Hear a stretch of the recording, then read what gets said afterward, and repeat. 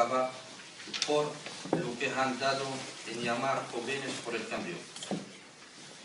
En dichos campamentos, las manifestaciones exigen la salida de las autoridades del Polisario, provocando ataques a los supuestos sede estatal. Dichos jóvenes han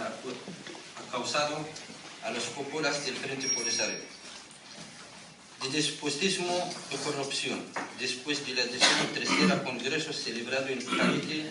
del día 15 a 19 de diciembre de 2011. El movimiento de los jóvenes de tribu de Auladao que viviendo en los campamentos de refugiados extranjeros, así como miembros de tribu participantes en el citado Congreso, emitieron posteriormente un comunicado común, muestra más disconformidad y el rechazo de la política del Polisario en lo que reclamaba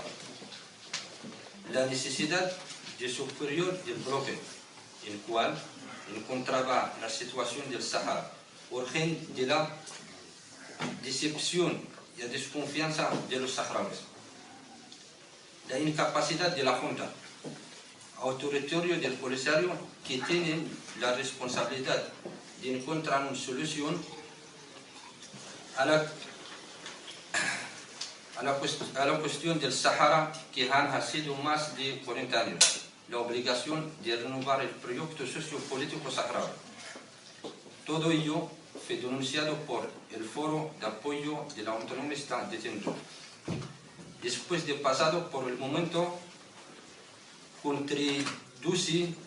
tanto en su Congreso como en el nombramiento de los cargos de responsables se dieron, así como el de todo conocidos de Mustafa Salmo, el Sidi Mulud, posteriormente durante la visita el año 2012 en Tinduf. El enviado especial de la Unión, Christopher Ross, no fue permitido la presencia de Najm Halal, artista y cantante, que no estaba de acuerdo con la tesis de independencia del Polisario,